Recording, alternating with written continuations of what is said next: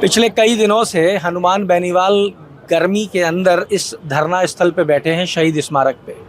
मांग सिर्फ एक है, ऐसा ही भर्ती को रद्द कर दो।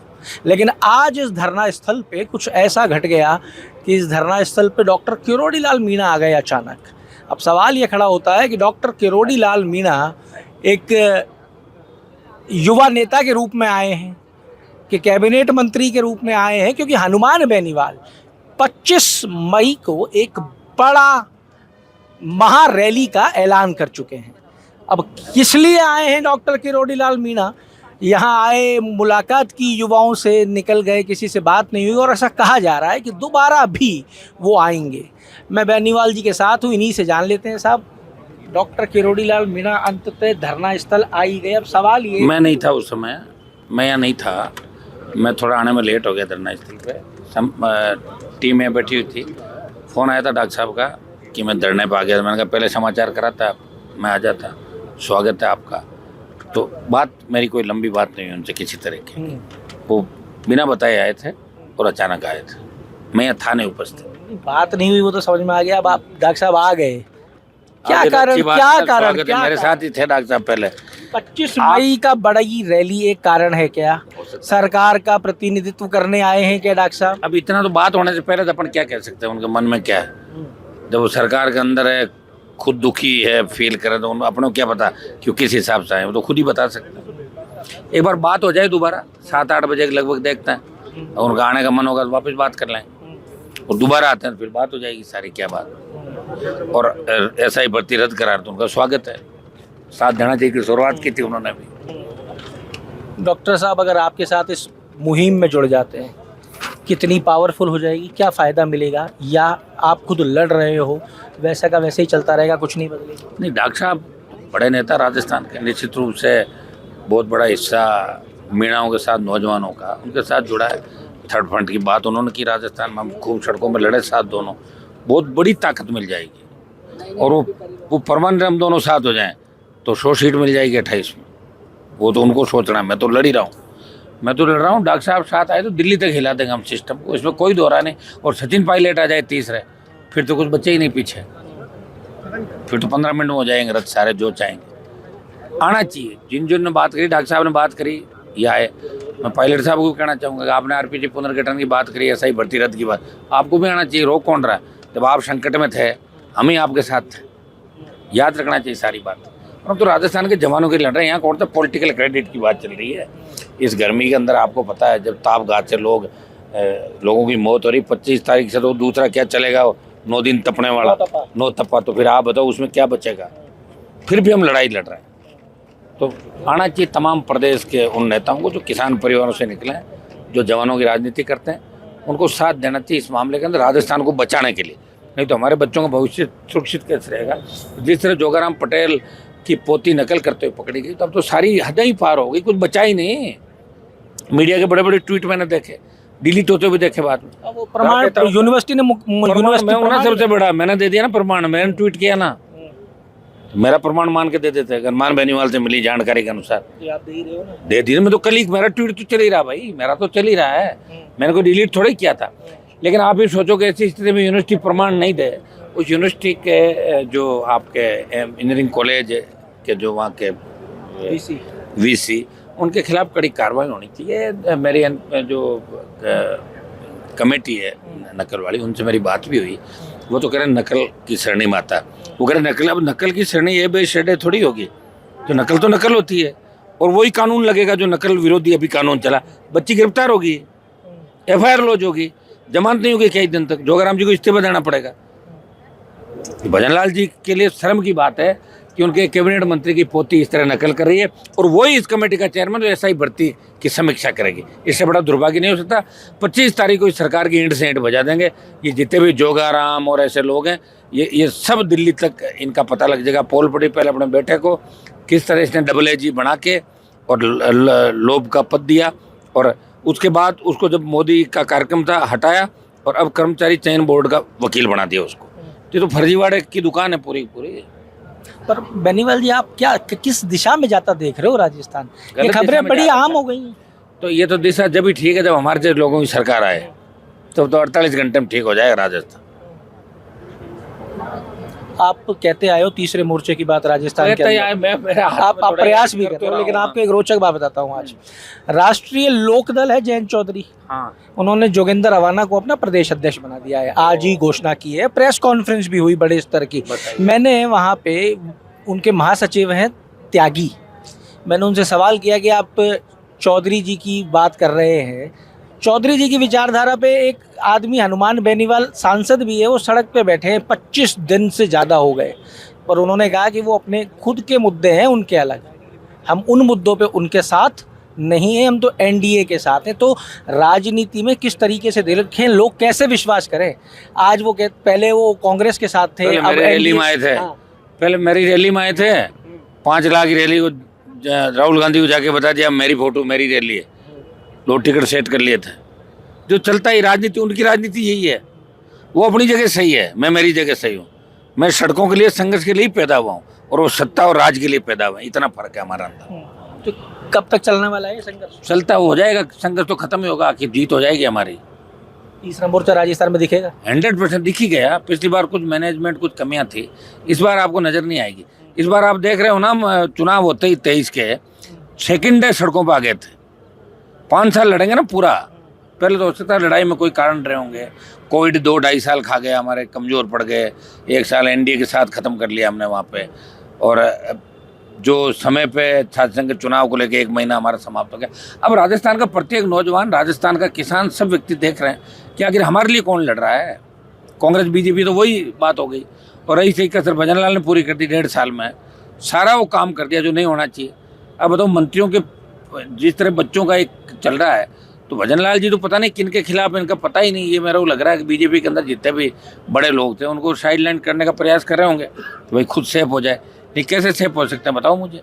जो पर्ची से सीएम बना है वो सेफ कैसे हो जाए? पर्ची से ही बना है, ये पर्ची रद्द होती दिख रही मुझे उनकी। कल बीकानेर के अंदर जो चेहरा देख रहे थे, मुझे लग रहा है प्रधानमंत्री को उनको ज़्यादा वेट दे लगा नहीं मुझे। प्रधानमंत्री तो तारीफ करके गए हैं, अरे वो ऐसे तारीफ करते करते मारते हैं। हाँ सरकार ने बढ़िया काम किया। हाँ, बस वो तारीफ करते करते काम कर देते हैं। आप प्रधानमंत्री की बात कर रहे हो, प्रधानमंत्री ने तो कल बड़े बड़े बयान दिए। डोटासरा ने एक सवाल उठाया है कि भाई रगों के अंदर अगर सिंदूर की जगह खून होता तो ट्रंप चौधरी नहीं होता। नहीं देखो सुनो, वो प्रधानमंत्री जी कहने में बात सही ढंग से नहीं कह पाए। सिंदूर रगों में नहीं दौड़ता, सिंदूर तो अगर कोई आदमी पी जाता है ना तो उसकी बोली बंद हो जाती है, शीशा होता है उसके अंदर। सिंदूर तो माथे पे ही अच्छा लगता है, और माथे पे जो सिंदूर मिटाया, ये हमारी संस्कृति का प्रतीक, गौरवशाली इतिहास का प्रतीक है सिंदूर। और इसीलिए ऑपरेशन सिंदूर प्रधानमंत्री शायद कहते गलत बात पे चले गए, और कांग्रेस प्रदेश अध्यक्ष ने भी उसको फिर गलत तरीके से ले लिया, फिर इसको ही वाकयुद्ध बना लिया इन्होंने। तो मेरे हिसाब से तो ये रगों में तो खून ही दौड़ता है, हमने तो नहीं देखा सिंदूर दौड़ता। ये कोई नई थ्योरी अगर प्रधानमंत्री जी लाएँ तो उनसे ही पूछो आप, हमने तो कोई ऐसा सुना नहीं। स्पीच पहली बार ही सुना कि रगों में सिंदूर बह रहा है। सिंदूर तो माथे पे लगता है। और प्रदेश अध्यक्ष कांग्रेस वाले किस हिसाब से कह रहे हैं, उनकी बातों का भी कौन सा है यार। वो तो अभी बीजेपी से मिलकर चुनाव लड़ रहे थे, कांग्रेस की जमानत जब्त करे, जो जोड़ी में बैठ गए थे खुद जाके, तो बीजेपी के साथ ही मिलकर लड़े थे। तो इन नेताओं का क्या है मुझे बताओ। अभी आपने जैसा बताया लोकदल की बात, तो सारे मिले जुले हैं, क्या कर लोगे इनका बताओ। बयानवीर हैं सारे, बयान कुछ देते हैं, रात को मिल लेते हैं। भजन लाल जी ने कहा ना कि अंधेरे में मेरे से प्रदेश अध्यक्ष मिलने आते हैं, भजन लाल जी ने कहा, मैंने थोड़ी कहा। कौन से वाले? गोविंद डोटासरा का बोला ना कि मेरे से मिलने अंधेरे में आ जाते हैं, घर पे आ जाते हैं, कोई काम ऐसे पड़ जाते हैं रात को। मैं तो किसी से मिलने नहीं गया, मैं तो जिससे लड़ा हूँ सड़क पे ही लड़ा हूँ, मिलने नहीं गया किसी से। आप मिलने भी जाओगे तो 1500-2000 लोग लेके जाओगे तो अंधेरे का भी क्या फायदा। मैं तो जब बीजेपी से अलायंस हुआ था तब मैंने कहा था वसुंधरा जी के साथ बैठ के गठबंधन नहीं करूंगा, चाहे करो तो तुम्हारी मर्जी। तो वसुंधरा को ऑफिस में नहीं आने दिया, और बिना वसुंधरा गठबंधन के वसुंधरा घर पे तैयार रही, बोले मैं जाऊंगी, नहीं आने दिया। ये होते हैं, वो कहते हैं ना भाई स्वाभिमानी, बात के धनी। ये ऐसे लोग, ऐसे राजनीति में बहुत कम लोग मिलते हैं, हजारों लाखों में एक, जो कह के नहीं बदलते, खरा खरा बोलने वाले हो। एक चीज तो कर ही रहे हैं। हाँ, एक सवाल और है कि वैसे तो हर दल ये कह रहा है कि ऑपरेशन सिंदूर में साथ खड़े हैं, फिर बयानों के ऊपर बयानबाजी क्यों? इनके पास बयान ही है तो और क्या है, सड़कों पर नहीं लड़ सकते। कांग्रेस ने कौन से तीर मार लिए देश के अंदर, भूखमरी, बेरोजगारी, बेकारी, ये जो हालात बने नक्सलवाद के, कांग्रेस पार्टी ने दिए। और बीजेपी को लोगों ने भरोसे पे वोट दिया, बीजेपी ने कहा सादत नहीं होगी, हम ये करेंगे वो करेंगे। क्योंकि ये ज़्यादा झूठ बोल गए, सोशल मीडिया का ज़माना है, मीडिया के लोग अगर कोई खिलाफ बोलना चाहते हैं ईडी सीबीआई भेज देते हैं, जबान बंद करा देते हैं। इनके भी पाड़ा सामने एक तरफ है, बाकी डाउन तो हो ही गए ना। अभी चुनाव के अंदर 24 में है, 230-35 पे आ गए, डाउन तो हो ही रहे हैं। एनडीए बनाना पड़ा, बीजेपी कौन सी सरकार मार रही है? एनडीए के बिना तो कोई इनका कहीं है ही नहीं, कई स्टेटस है, बिना उनके चल ही नहीं सकता ये लोग। तो इनको पूरा देश पसंद करे करता ही नहीं है। लेकिन सामने का पाड़ा कमज़ोर है। सामने जिस तरह राहुल प्रियंका और उनके जीजा जी के बार बार मामले, उसको लेकर परिवार तनाव में रहता है हमेशा। तो फिर ये बीजेपी चाहे जैसे बयान दिलवाती है, चाहे जैसे उनका यूज करती है। बीजेपी चाहती है वही कांग्रेस बोलती है।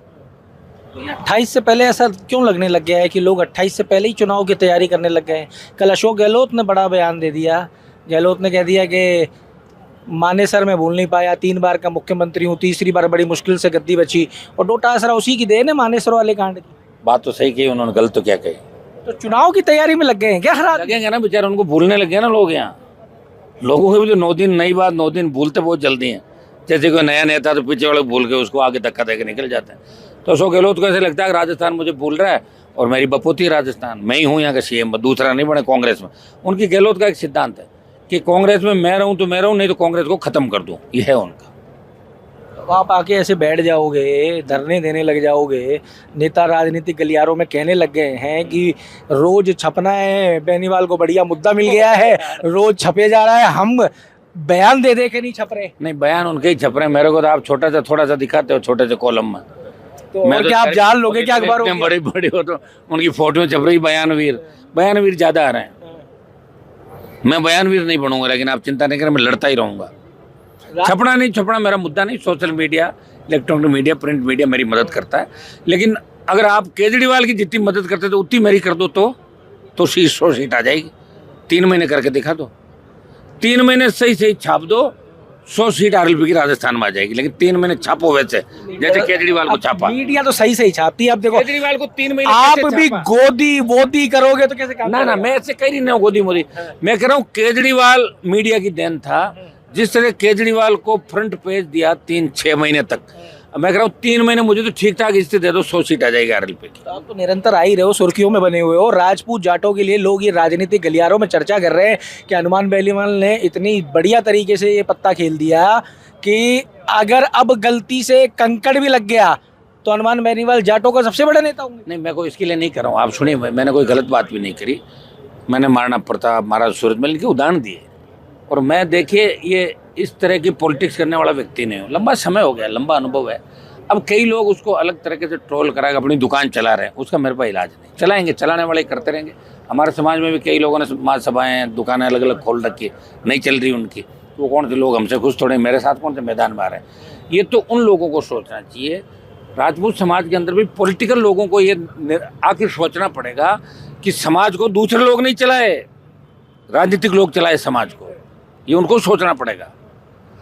और क्षत्रिय की जो मैंने बात कही, मैंने कहा जाट, गुजर, यादव, मीणा जो लड़े, ब्राह्मण भी लड़े। अगर कहीं पे राजा हुए ब्राह्मण, तो राजा जो था आपके और बहुत से राजा हुए देश के अंदर अलग अलग।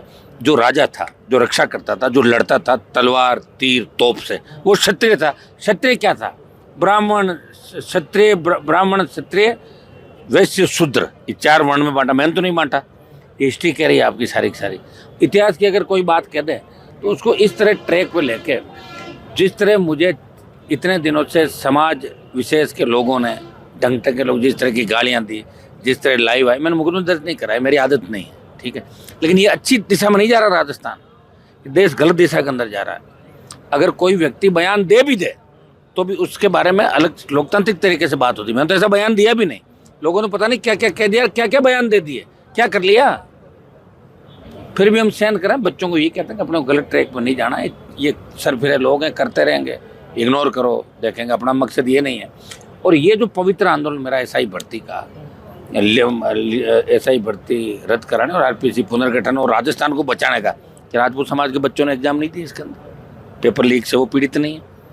मैंने मेघराज सिंह के खिलाफ आंदोलन नहीं किया, बजरी माफिया के खिलाफ किया। राजपूत समाज के लोग आगे थे कि हमारे उसके क्यों कर रहे हैं, तो मैंने बयान दिया। मैंने कहा ऐसा करो, राजपूतों की बजरी फ्री करा दो, मैं आंदोलन आज ही वापस लेता हूँ। फ्री करी तो नहीं मेघराज सिंह ने। अरे किसके लिए बोलते हो आप भाई? किसी का हित किसी सोचता? कोई अगर मेघराज सिंह नौकरी कर रहा है, किसी ने 2 पैसे ले लिए, तो वो उसका गुणगान गाए। समाज थोड़ी गाएगा किसी का। समाज किसी के पीछे नहीं होता। अगर यूं ही समाज पीछे होने लगे तो फिर पैसे वाले ही समाजों को चलाएंगे सारे के सारे। तो फिर तो टाटा बिरला ही प्रधानमंत्री होना चाहिए देश के, पैसे वाले ही हैं। फिर लोकतंत्र किस बात का? ये तो लोगों को सोचना चाहिए। मेरी सोच अलग है, मेरी क्रांतिकारी सोच है साहब, इसलिए मैं किसी नेता को अपना नेता नहीं मानता। तो मेरे घर में किसी नेता की फ़ोटो भी नहीं मिलेगी आपको। भगत सिंह की मिलेगी, महाराज सूरजमल की मिलेगी, और ऐसे लोगों की फ़ोटो मिलेगी, या लोक देवताओं की, ऐसे लोगों की जो गाय के लिए लड़े, व्यवस्था सुधार के लड़े, समाज सुधार के लड़े, ऐसे ही लोगों की, क्रांतिकारियों की फ़ोटो ही मिलेगी मेरे आसपास। नेताओं को मैंने आइकन नहीं माना किसी को। जब से आप यहाँ बैठे हो, जब से एक आंदोलन और तेज हो गया है, भर्ती रद्द ना की जाए, आज भी परिजन पहुँचे आदर्श नगर के अंदर। देखिए, जो ऐसा है कि जो लोग ईमानदारी से अगर एसआई के अंदर किसी का चयन हुआ है, हमको उनके खिलाफ नहीं है, लेकिन ये तय कैसे करोगे ईमानदारी से एक चोरी से? 35 दिन पहले पेपर लीक हो गया, 500 तो करीब एसओजी खुद कह रही है, तो 500 के तो 700 ही मानो आप। 50,000 लड़के लड़की होंगे जो ईमानदारी से पढ़ाएं, वो तो वापस आ जाएंगे। इसमें नहीं आएंगे तो आरएस का दे देंगे, वो तो पढ़ लिखे, इतने पढ़ लिए होंगे ना 3 साल। तो उनको ही हमारा कहना, आप क्यों आंदोलन करो बिना फालतू? आप तो ये कहो कि राजस्थान अगर सुधरता है तो हम हमारा बलिदान देने को, जिस हनुमान बेनीवाल 25 साल अपने जीवन के जवानी के इस राजस्थान को दिए, तो 2 साल तुम भी दे दो भाई। ये राजस्थान को तो बचाना, और क्या करना है? मैं ही बन जाता 3 में मंत्री, मैं भी घूमता वसुंधरा के साथ हेलीकॉप्टर में, मुझको मना कर रहा था क्या? इसका भविष्य क्या नजर आ रहा है? रद्द हो जाती है तो वो कोर्ट जाएंगे। ना वो तो सही हो जाएगी, रद्द होते ही ठीक हो जाएगा, सारा काम सही हो जाएगा। रद्द के साथ पकड़े जाएंगे लोग, जांचें चलती रहेगी, धीरे धीरे पकड़ते रहेंगे, क्या दिक्कत है? ये सोचे वाली दुकान भी चलती रहेगी साइड में। नई भर्तियों के ऊपर नई भर्ती लागू करने पे इसका प्रभाव नहीं दिखता? मैं कह रहा हूँ, नई भर्तियाँ कहाँ से कर पाओगे आप? जिस तरह जेटीए वाला एग्जाम हुआ, OMR सीटी आपने उस पर दस्तखत ही नहीं करवाए। आज जोगाराम वाला पोती वाला हो गया, कल और हो जाएगा। तो ये तो चल ही नहीं रही सरकार भाई। सरकार बड़ी बदनाम हो गई, गांव गांव ढाणी ढाणी, सरकार को सीरीज नहीं ले रहा कोई। और जैसे ही भजन लाल जी का नाम लो, लोग हंसने लग जाते हैं। सबसे पहले तो अगर कहीं भी बात करो, अगर कोई पशु चरा रहा है उसको भी बोलो भजन लाल, बोले यार फालतू बात मत कर, दूसरी बात कर। मतलब भजन लाल जी को सीरियस नहीं ले रहा। और बच्चों को कह दो कि आप तो बेटा भजन लाल जी की तरह, बोले मेरा नाम भजन लाल मत लो, मैं भजन लाल नहीं बनना चाहता, मैं और बड़ा बनना चाहता हूँ। भजन लाल जी को सीरियस नहीं ले रहा। अब आप मेरे पे डाल दोगे, मैं थोड़ी कह रहा हूँ, कि राजस्थान का हर आदमी कह रहा है। आप ये कह रहे हो कि आप ही नहीं कह रहे हो? मैं तो महाराज, आप ले लो ना इंटरव्यू, निकल पड़ो, आप बना लो स्टोरी बढ़िया सी। हर गांव मोहल्ले ढाणी दुकान पे आपको चाय की थड़ी पे मिल जाएंगे लोग कहते हुए भजन लाल जी किससे कहानी सुनाएंगे। अब भजन लाल जी की आदत है, नाराज हो जाते हो, वो कह रहे हैं मेरे पीछे की बातें क्यों बताते हो? लोग ये भी कहते हैं कि आम आदमी है, शरीफ आदमी है, इसलिए किसी को कुछ नहीं करते। लेकिन करते नहीं, कुछ जानते नहीं भाई। शरीफ आदमी का मतलब ये थोड़ा कि राजस्थान को बर्बाद कर देंगे। अगर ये अच्छे होते तो जोगाराम जी इस्तीफा ले लेते कि आपकी पोती पकड़ी के तुरंत हटो, तब माना जाता कुछ दम है इनके अंदर। तो करा दो, एक ही करा दो, चलो जोगाराम जी वाला ही करा दो। हमारा छोटो एसआई वाला हम करा देंगे, लड़के प्रधानमंत्री से करा लेंगे। जोगाराम जी वाला इनसे करवा दो। एक आध काम तो ऐसा करो भजन लाल जी, जिससे लोग आपको भजन मंडली के नाम से नहीं जाना है कि कुछ भजन ही नहीं गाते, और भी काम करते हो आप। तो साहब, ये आप सुन रहे थे नागौर सांसद हनुमान बेनीवाल को, जिन्होंने स्पष्ट कर दिया कि अगर डॉक्टर किरोड़ी लाल मीणा आते हैं तो स्वागत है उनका। क्यों आए डॉक्टर किरोड़ी लाल मीणा यहाँ, ये एक विचारणीय विषय है। डॉक्टर किरोड़ी लाल मीणा जब आए तो वो यहाँ मौजूद नहीं थे। नागौर सांसद का ये भी कहना है कि अगर डॉक्टर किरोड़ी लाल मीणा यहाँ आए हैं और युवाओं का समर्थन करते हैं तो ये युवाओं के लिए फायदेमंद रहेगा, क्योंकि डॉक्टर लोगों के लिए खड़े रहे हैं। ये मुहिम उन्हीं ने शुरू की है। पर सवाल बड़ा है कि डॉक्टर किरोड़ी लाल मीणा धरना स्थल आए, युवाओं से मिले, चले गए, 7 बजे वापस आएंगे ये कह के गए, लेकिन आए क्यों? कारण क्या है? क्या बड़ी बात है? क्या 25 तारीख की महारैली के लिए, सरकार का प्रतिनिधित्व करने के लिए डॉक्टर किरोड़ी लाल मीणा यहाँ हनुमान बेनीवाल के धरना स्थल पे पहुँचे हैं? सब कुछ आप तक पहुँचाएंगे। जुड़े रहिए हमारे साथ। अमर उजाला के लिए जयपुर से मैं आशीष। अगर आप ये वीडियो YouTube पर देख रहे हैं तो हमारे चैनल को सब्सक्राइब करें और बेल आइकन को दबाना ना भूलें। अगर आप Facebook पर ये वीडियो देख रहे हैं तो हमारे पेज को लाइक करें।